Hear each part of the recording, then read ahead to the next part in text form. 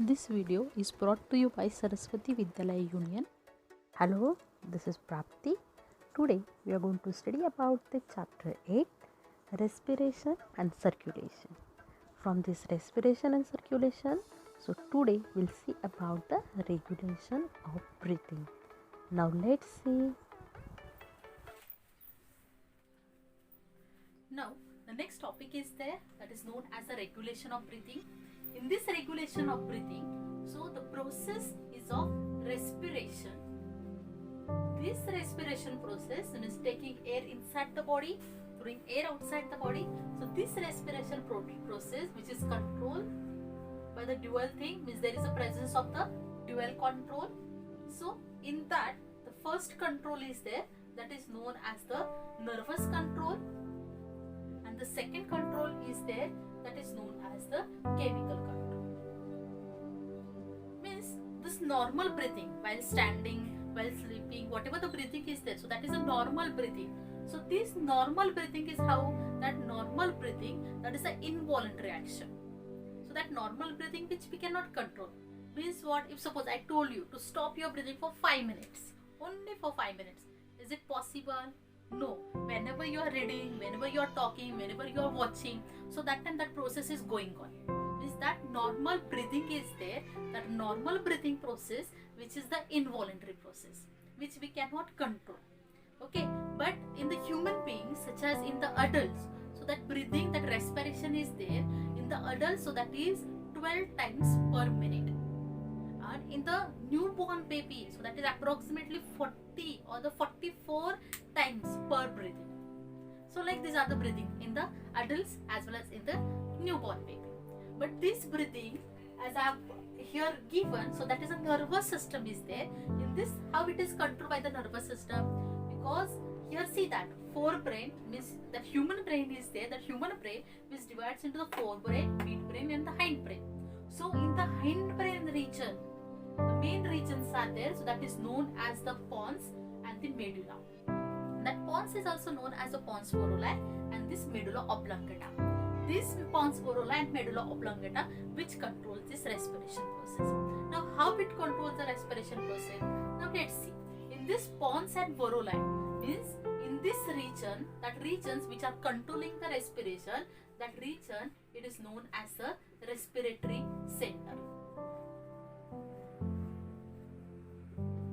Now, in the human brain, in that region, so there are the 3 respiratory regions, such as the first respiratory region, which is known as the inspirational respiratory region. Second one, that is known as the expiration, means whatever the air we are throwing outside it, so on the basis of that, expiration respiratory region. And the next one is there, so that is known as the pneumotaxis respiratory region, that center is there. Now this inspiration and the expiration center, both of this center, means here in that center the neurons are located. We all know these neurons. So these neurons, these are located in this center, and these neurons which are controlling the process of inspiration and expiration. In the last lecture we have already seen the distinguishing point between the inspiration and expiration. Okay, now this inspiration center and the expiration center, both of these centers are present in the medulla. And this pneumotaxis center is there. This pneumotaxis center which is present in the pons moruli. In the pons region, this pneumotaxis center is present. Now what happened over here? So this medulla controls this inspiration and the expiration center.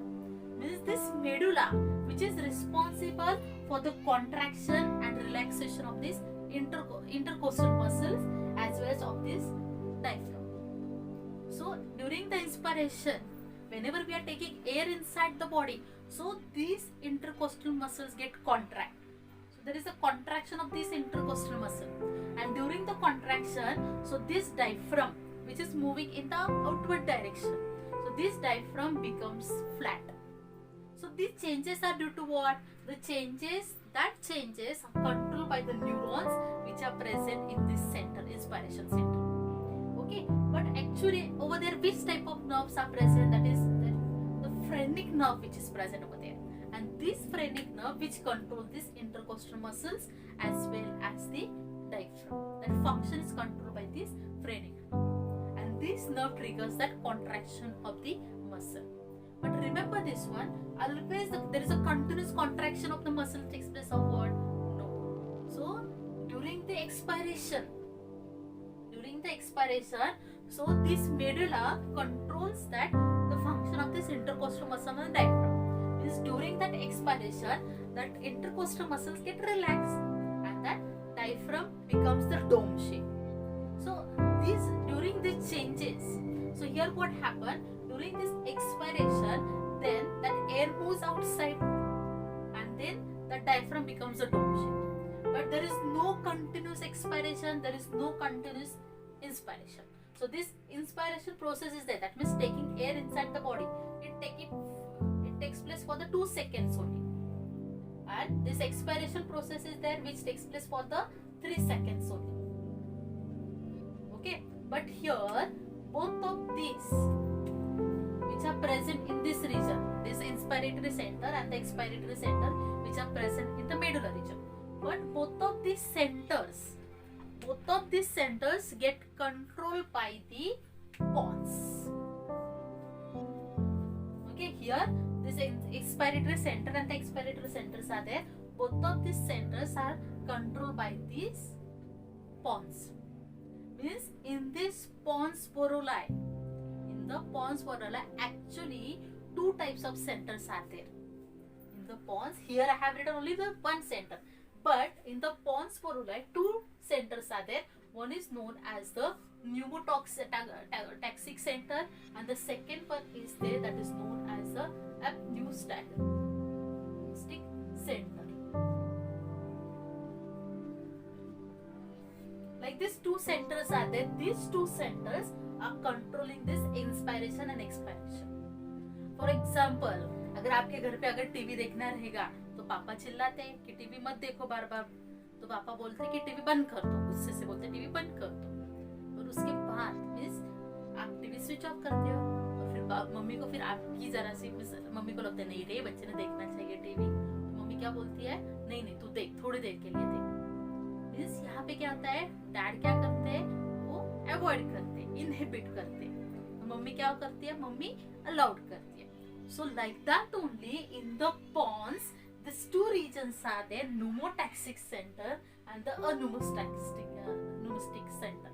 So this pneumotaxic center, so what it does, so it controls this inspiration.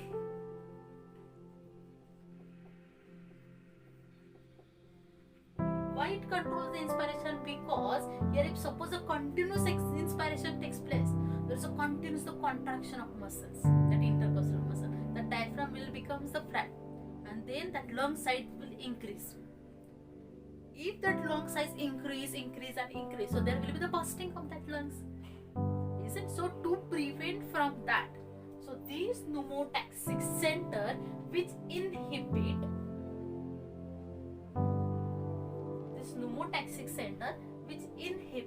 that inspiration.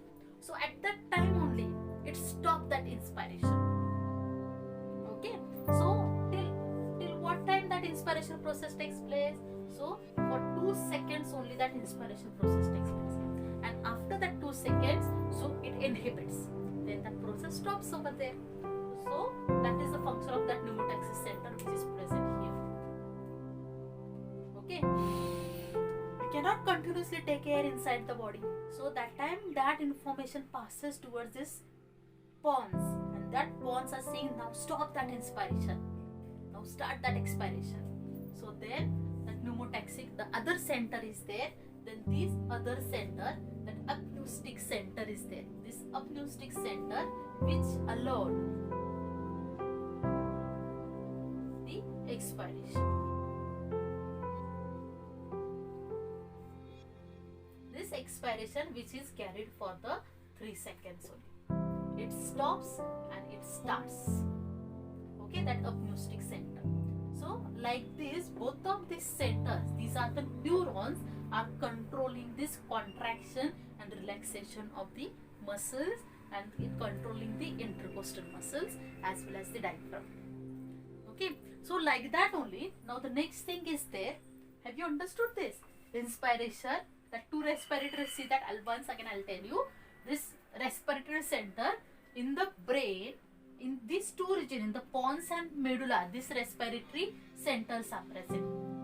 Okay, so in the medulla, inspiratory center is there, expiratory center is there. Inspiratory center is responsible for the contraction of that intercostal muscles as well as for making the diaphragm flat. Okay, and the expiratory center is there. So that expiratory center which is responsible to relax that intercostal muscle as well as to make that diaphragm dome shape. Whatever the changes takes place into the inspiration that we have already studied, so that is due to this inspiratory center. Understood? Now both of this center, they cannot work like that only. Something should be there for controlling purpose. So what is there for controlling purpose? So on that, there are the two centers are present. The two centers which are present in this pons. That one of the center is there, pneumotaxic center, and next one is there, that is known as the apneustic center. So this pneumotaxic center which inhibit that inspiration continuously taking place, so it stops that inspiration. Okay, then whenever that inspiration stop, so then the processes of expiration start. Of course they cannot hold like this only. Okay, so over there what happens, suddenly the expiration process starts over there, but after that this apneustic center is there. This apneustic center will start this inspiration again. Means how? See that. Suppose like this is the inspiration. This inspiration is taking place for the 2 seconds. Then this center stops here. When it stops, then the other process starts, that is known as the expiration. This is inspiration.